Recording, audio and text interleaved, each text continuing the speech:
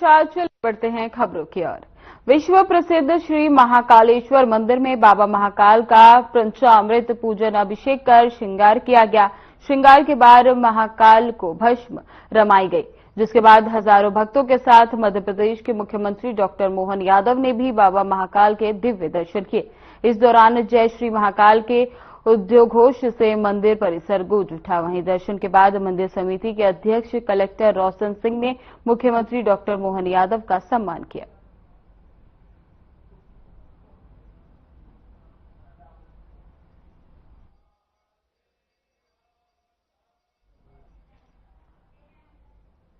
मंदसौर में महिला के बच्चेदानी ही बाहर निकाल देने का सनसनीखेज मामला सामने आया है। दरअसल निजी चिकित्सक ने ऑपरेशन के दौरान महिला की बच्चेदानी ही बाहर निकाल दी। इस घटना के बाद मरीज के परिजन डॉक्टर के खिलाफ कानूनी कार्रवाई की मांग को लेकर सड़कों पर उतर आए हैं। वहीं मरीज को ऑपरेशन करने वाले डॉक्टर ने गलती से महिला के बच्चेदानी निकाल देने के आरोप को खारिज किया है।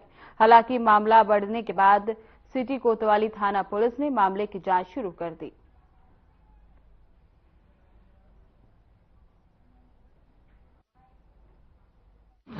बच्चेदानी निकलवाने के लिए आई थी। मैंने उसका बच्चेदानी निकालना, किसी तरह की कोई ऐसी प्रॉब्लम नहीं है। उसकी आज छुट्टी भी कर दी मैंने। अब जो लोग सब फालतू सब चीजें कर रहे हैं, सब चीजें वो हो रही है, ये अननेसेसरी प्रोड्यूस की जा रही है और जैसे एक डॉक्टर को ब्लैकमेल करने की चीज होती है वो हो रही है। बका ऐसा कुछ भी नहीं हुआ है। मरीज सब अच्छी है, बढ़िया है, उसकी छुट्टी कर दी मैंने। इसमें नसबंदी खोलने के ऑपरेशन की जगह डॉक्टर एस वर्मा द्वारा बच्चेदानी निकाल देने के संबंध में एक आवेदन पत्र दिया है, जिनको समझाइश दी और जिनको समझाइश दी है कि कलेक्टर साहब को आवेदन करें। कलेक्टर साहब उस पर निर्देश करेंगे सीएमओ को, सीएमओ जांच करके रिपोर्ट देंगे। जो जांच में पाया जाएगा उसके वो वैधानिक कार्रवाई की जाएगी। लालघाटी की खान समाज की एक हमारे समाज की महिला है अयोध्या बाई, उसका 7 तारीख का डॉक्टर एस वर्मा ने ऑपरेशन किया। वो महिला अपना बच्चेदानी का मुंह खुलवाने आई थी। उसके एक ही संतान थी, उसकी डेथ हो गई थी। उसके बाद वो 7-8 साल बाद उसका ऑपरेट करवाने आई थी कि मेरे एक और संतान की जरूरत है। तो एक ही लड़का था, वो शांत हो जाएगा। उसको ऑपरेट करने आई थी तो डॉक्टर ने उसकी सभी जांचें की कि आप महिला मां बन सकती हो, तो आप ऑपरेशन करा बच्चेदानी का खुलवाई है। तो डॉक्टर वर्मा ने 7 तारीख को उसको पलवल हॉस्पिटल में एडमिट करके उसका ऑपरेशन करने को बोला। ऑपरेशन करने के बाद बच्चेदानी का मुंह तो नहीं खोला उसने, और बच्चेदानी मुंह पूरी बाहर निकाल के उसका हाथ में दे दी कि मेरे से बच्चेदानी का ऑपरेट हो गया आपका। तो महिला ने बोला कि मेरे को तो खाली बच्चेदानी का मुंह खुलाना था, बच्चेदानी का ऑपरेशन नहीं करवाना था। तो डॉक्टर ने अपनी गलती मान के कह दिया मेरे से सॉरी गलती हो गई है। ये मामला है हमारे खालन समाज की एक बहन है अयोध्या बाई। तो उसके परिवार में उसके एक पुत्र था, पहले उसकी मृत्यु हो चुकी थी। तो उसके बाद उसने सोचा कि अब मेरा वंश आगे नहीं बढ़ेगा तो मेरे एक पुत्र और हो। तो इसलिए वो डॉक्टर वर्मा साहब से मिलनी। तो वर्मा साहब ने सारी जांचें करी और कहा कि आपके अंडे वगैरह भी अंडे हैं, सोनोग्राफी वगैरह सारी जांचें करने के बाद उन्होंने कहा कि आप दोबारा से मां बन सकती हैं। आपका एक छोटा सा ऑपरेशन होगा जिसमें जो पहले ऑपरेशन नसबंदी का ऑपरेशन हुआ था वो खुल जाएगा और आप पुनः वापस मां बन पाएगी और स्वस्थ रूप से नॉर्मल तरीके से आपकी डिलीवरी भी हो जाएगी। परिवार में मतलब बच्चेदानी क्यों, हमारे तो नसबंदी खुलवाने का ऑपरेशन करवाना था। तो डॉक्टर साहब का ये कहना था कि अरे सॉरी वो मेरे से गलती हो गई, ये ऑपरेशन किसी अन्य महिला का करना था, लेकिन मैंने गलती से इनका कर दिया। वर्मा हॉस्पिटल बंद करो, बंद करो, बंद करो, वर्मा हॉस्पिटल बंद। आगर मालवा में खाटू श्याम मंदिर में दर्शन करने आए कुछ श्रद्धालु के साथ मारपीट की मामला सामने आया है, जहां दुकानदारों ने श्रद्धालुओं पर लाठी डंडों से हमला कर दिया। ये घटना शुक्रवार सुबह की है, जब मध्य प्रदेश से आए कुछ श्रद्धालु मंदिर में दर्शन करने के बाद बारिश से बचने के लिए पास की दुकान में शरण लेने गए, तो वहां दुकानदारों ने श्रद्धालुओं को दुकान में घुसने से मना कर दिया, जिसके बाद दोनों पक्षों में मारपीट शुरू हो गई। जिसके बाद घटना का वीडियो सोशल मीडिया पर वायरल हो रहा है, जिसमें दुकानदारों को श्रद्धालुओं पर लाठी डंडों से हमला करते हुए देखा जा सकता है। इसके बाद पुलिस ने मामले में संज्ञान लेते हुए 4 आरोपियों को गिरफ्तार कर लिया।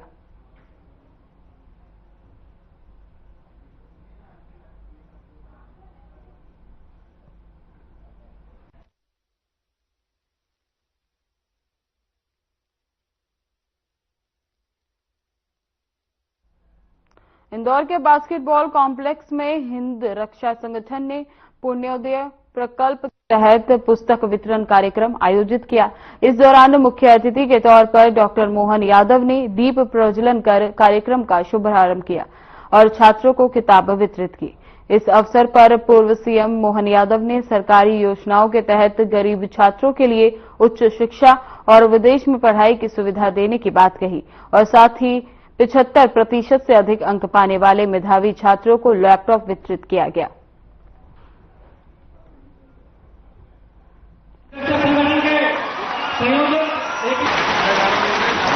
हमारे अपने प्रदेश के अंदर जितने बच्चे हैं उन सारे बच्चों के लिए बहुत सारी योजनाएं सरकार ने चालू की है और आगे चलते जा रहे हैं। जिन बच्चों के 9वीं और 6ठी के बच्चे 2 किलोमीटर से दूर अगर घर है तो सारे बच्चों को साइकिल देने का काम अपनी सरकार के द्वारा किया जा रहा है। लगभग 5 लाख साइकिल हम हर साल दे रहे हैं। 5 लाख साइकिल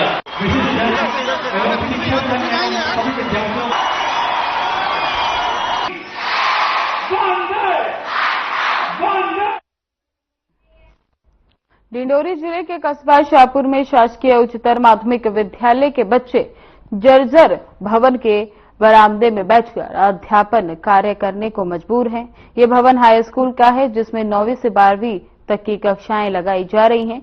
भवन में पर्याप्त कमरे न होने की स्थिति में बरामदे में कक्षाएं संचालित हो रही हैं। शासकीय उच्चतर माध्यमिक विद्यालय का करोड़ों रुपए की लागत से नया स्कूल भवन 1.5 साल से बनकर तैयार है, लेकिन नए भवन का लोकार्पण न होने के कारण इस भवन में निर्माण के बाद से ही ताला लगा हुआ है, जिसका खामियाजा बच्चे सहित शिक्षकों को उठाना पड़ रहा है। इसके साथ ही बच्चों की पढ़ाई भी प्रभावित हो रही है। बच्चे एवं पालकों की मांग है कि बच्चों के सुनहरे भविष्य निर्माण को देखते हुए नए स्कूल भवन का लोकार्पण करवाकर जल्द से जल्द नए भवन में स्कूल शिफ्ट किया जाए, जिससे सुविधायुक्त नए भवन का लाभ बच्चों को मिल सके।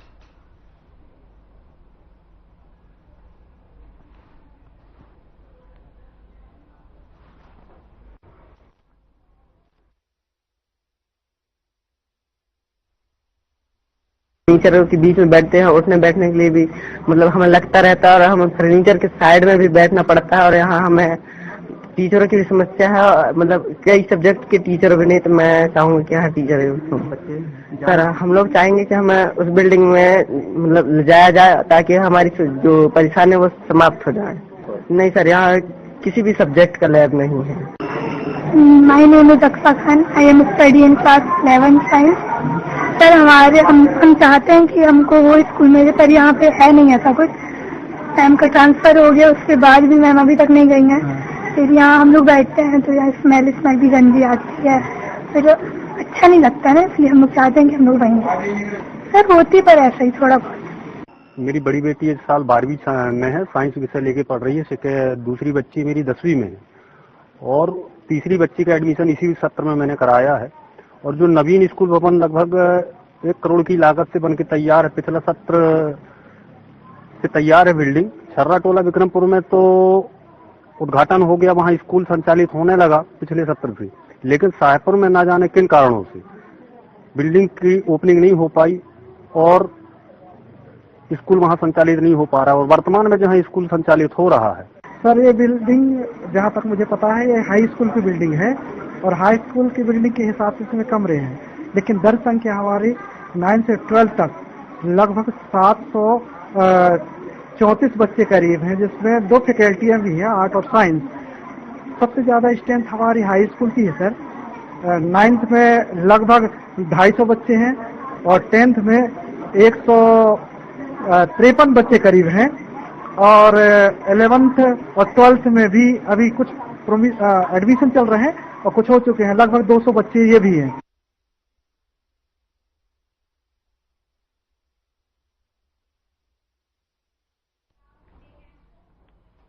प्रदेश के सबसे बड़े सरकारी अस्पताल इंदौर के एमवाई अस्पताल में समय पर खून न मिलने के कारण एक मासूम की मौत का मामला सामने आया। मृतक बच्चा पीथमपुर क्षेत्र का निवासी था और अपने जुड़वा भाई के साथ हादसे का शिकार हुआ था। बताया जा रहा है कि दोनों भाई घर के छत पर खेल रहे थे, तभी वे हाई टेंशन लाइन की चपेट में आ गया। हादसे के बाद दोनों बच्चों को गंभीर अवस्था में एमवाय अस्पताल में भर्ती कराया गया। इलाज के दौरान विकास नामक एक बच्चे की पहले ही मौत हो गई थी। वहीं दूसरे बच्चे आकाश की हालत बिगड़ने पर ड्यूटी डॉक्टर ने परिजनों से ब्लड बैंक से खून लाने को कहा। आकाश के पिता का आरोप है कि खून लाने में हुई देरी के कारण उनके बेटे की मौत हो गई। अधीक्षक ने स्पष्ट किया है कि अस्पताल का ब्लड बैंक 24 घंटे चालू रहता है और वहां खून की कभी भी कोई कमी नहीं होती।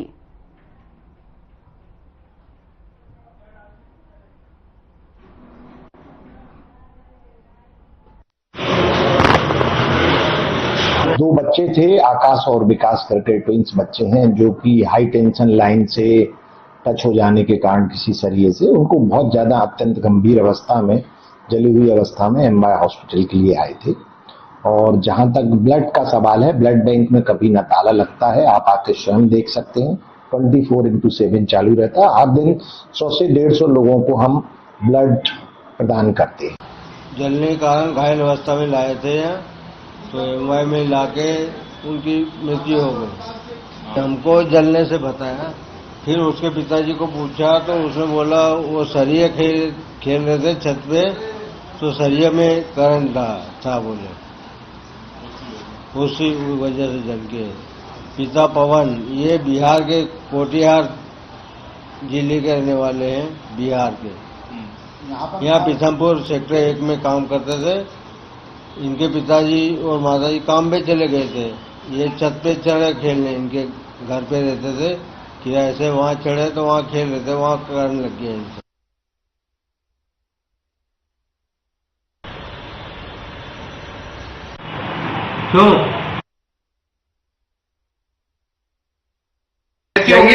डेथ हो गई थी दोनों की। राजा रघुवंशी को न्याय दिलाने की मांग को लेकर लोगों ने एमआईजी थाने के सामने भावनात्मक संदेश के पोस्टर लगाए, जो कि अब चर्चा का विषय बन गए हैं। लोगों ने पोस्टर में लिखा कि बेटियां तो बहुत बचा ली, अब बेटे को बचाओ।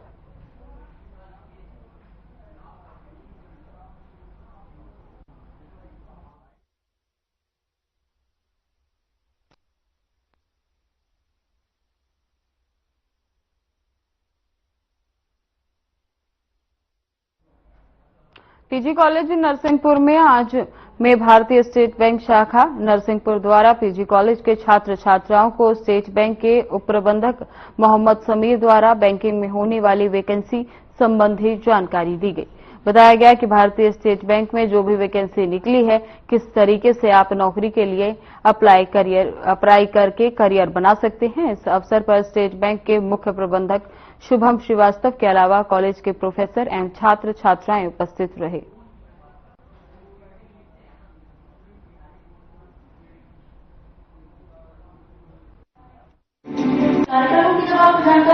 पीजी कॉलेज नरसिंहपुर में एसबीआई मेन ब्रांच के तत्वाधान में हम बच्चों को बैंकिंग के लिए अवेयर कर रहे हैं। वो कैसे एसबीआई पीओ की जो अभी वैकेंसी आई हैं उनके लिए कैसे तैयारी कर सकते हैं और कैसे बैंकिंग सेक्टर में अपना करियर बना सकते हैं।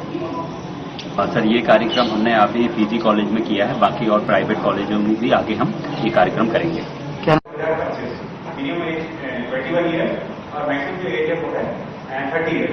लेकिन अगर वो स्टेट बैंक ऑफ इंडिया कार्यक्रमों की जब आपको जानकारी मिले तो यहाँ वहाँ भटकने की बजाय उस जगह पहुंचिए, बैठिए। About giving wings to achieve greater heights, and each SBI 21 years और मैक्सिमम जो एज है वो है 30 years।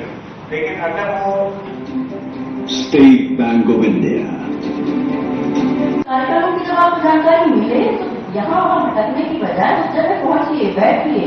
About giving wings to achieve greater heights, and each SBI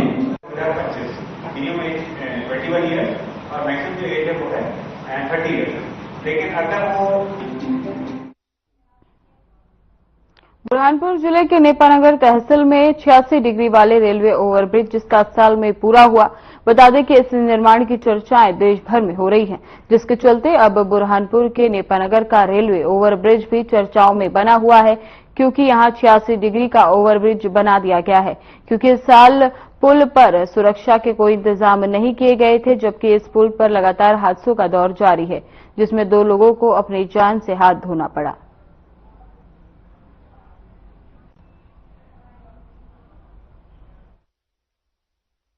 पहले तो मैं बताना चाहूँ कि ये सेतु निगम का है, जिसमें सेतु निगम ने हमारे हिंडोर नगर पालिका के हिंडोर नहीं किया है और हमने इसकी एक फाइल तैयार करके टीएस के लिए भेज दी है। जैसे इंदौर से फाइल आती है हम लोग इसका काम करते हैं। इसके लिए हमारी पूरी कोशिश कलेक्टर मैडम, एसडीएम सर सब मिलके लगे हुए हैं और हमने भी ये टीएस के लिए भेज दिया है। मैं फिर एक बार आज और बात करूंगी कि आप जल्दी से वो टीएस भेज दीजिए तो हम ये काम चालू करते हैं। हमारी जवाबदारी बनती है और हम इसके लिए जिम्मेदारी भी लेते हैं, लेकिन ये जो ब्रिज कॉर्पोरेशन का जो ब्रिज है, ये ब्रिज अभी तक नगर पालिका को हैंडओवर नहीं हुआ। लेकिन नगर की जनता को देखते हुए कलेक्टर मैडम ने हमको आदेशित किया था कि भाई यहाँ अपन कुछ कराया जाए, तो हमने इसका प्रकरण बनाकर टेक्निकल सैंक्शन के लिए इंदौर ऑफिस भेज दिया है। टीएस नहीं आने के कारण हम उस प्रक्रिया को आगे नहीं ले पाए। आवाज ने हमारी परिषद कांग्रेस की है। ऑलरेडी अध्यक्ष महोदय ने आपको बताया कि एक प्रक्रिया के तहत सारी कार्रवाई होती है, क्योंकि अगर प्रक्रिया न अपनाते हुए कार्रवाई की जाए तो फिर जांच होता है, सारी चीजें होती है। पर इन्होंने टीएस के लिए इंदौर भेजा हुआ है। टीएस सैंक्शन होने के आने के बाद तत्काल जाली लगाने का काम शुरू हो जाएगा। नेपानगर के रेलवे ब्रिज जहां 86 डिग्री के ऊपर जो है ये ब्रिज है, देख सकते हैं मेरे पीछे जिस तरह से यहाँ पर 86 डिग्री पर ये जो ब्रिज है, यहाँ पर जिस तरह से ऐशबाग में 90% जिस तरह से ब्रिज था, वहां घटना के बाद जो है यहाँ नेपानगर में भी 86 डिग्री पर जो है ये ब्रिज है। अब बात करते हैं नेपानगर के नगर पालिका अध्यक्ष भारती पाटिल जी से कि इस तरह की जो यहाँ पर 2 घटनाएं भी हो चुकी, 2 मौतें हो चुकी, उसके बावजूद जो है यहाँ पर जाली लगाने का कार्य नहीं हुआ। सर, हमने इसकी टीएस के लिए इंदौर भेज दिया है। जैसी टीएस आएगी हम इसका काम कर देंगे।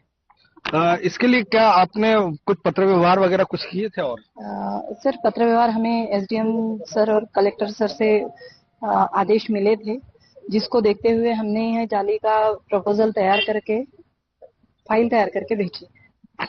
जिस तरह से इनका कहना है कि फाइल तैयार की गई है और इन्हें भेज दिया गया है, यहाँ पर जो है पूर्व नगर पालिका अध्यक्ष भी मौजूद है राजेश चौहान जी।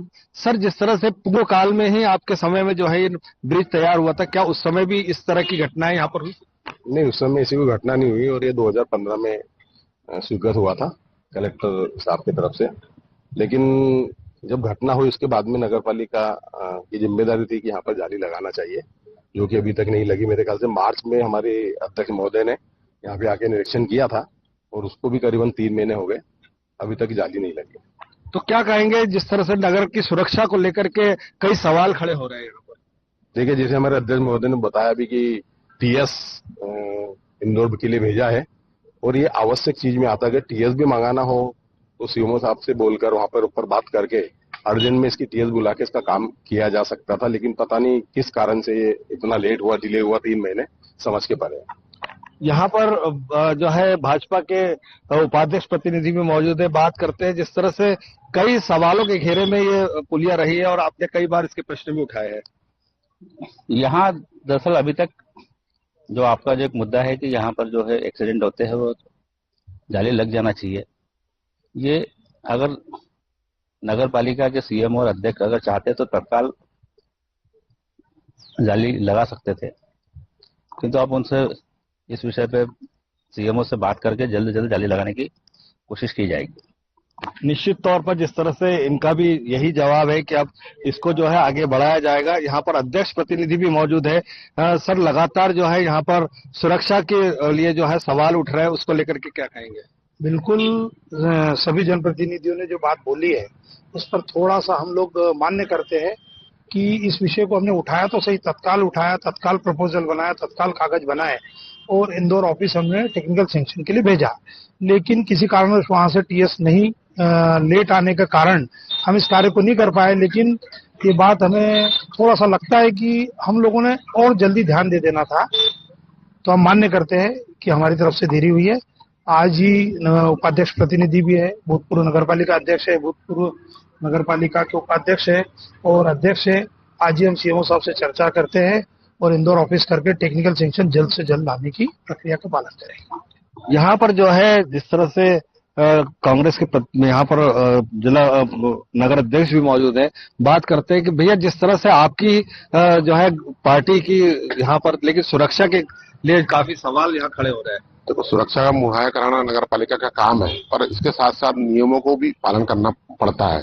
तो जब तक टेक्निकल सैंक्शन आएगी नहीं तब तक ये यहाँ जाली लगा नहीं सकते। टेक्निकल सैंक्शन के लिए इन्होंने लिखा हुआ है। मैं अभी अध्यक्ष महोदय से निवेदन करता हूँ कि स्पेशल आदमी भेज करके इसकी टेक्निकल सैंक्शन ला करके तत्काल जाली लगाने का काम शुरू किया जाए। जिस तरह सभी का एक ही जवाब है कि जो है इसका तुरंत जो है केस तैयार हो चुकी है, लेकिन अब इसके जवाब का इंतजार है। लेकिन ये जवाब कब तक आएगा ये आने वाला वक्त ही बताएगा। कैमरा पर्सन राजू के साथ गोपाल देवकर, साधना न्यूज, बुरहानपुर।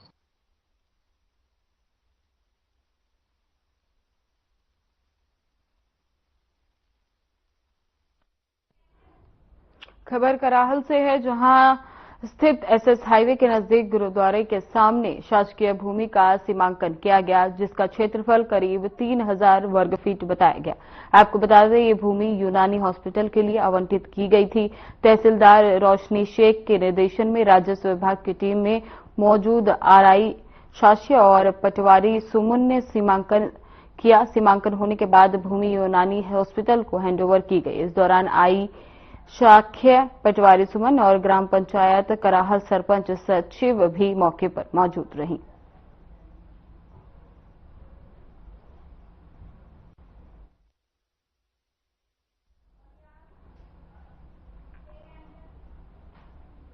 बारिश के मौसम में स्वास्थ्य विभाग की तरफ से मलेरिया और डेंगू को लेकर जागरूकता फैलाने और बीमारियों से बचाव के लिए रथ रवाना किया गया। जिला अस्पताल परिसर में विदिशा विधायक मुकेश टंडन, कलेक्टर अंजुशाल गुप्ता, मुख्य चिकित्सक एवं स्वास्थ्य अधिकारी डॉक्टर रामहित कुमार के अलावा civil surgeon doctor Anup Verma और अन्य अधिकारी कर्मचारी मौजूद रहे। विधायक ने कहा कि जागरूकता रथ के माध्यम से आम जनता को मच्छर से होने वाली बीमारियों से बचाव के उपाय बताए जाएंगे। वहीं सीएमएचओ ने बताया कि पिछले साल के रिकॉर्ड के अनुसार विदिशा में मलेरिया नहीं है, लेकिन मच्छर बहुत है। उनसे बचने के लिए भी उपाय अपनाना चाहिए। इसी को लेकर वार्ड, गांव, शहर सभी जगहों पर से ये रथ जाकर लोगों को बचाव के तरीके बताएगा।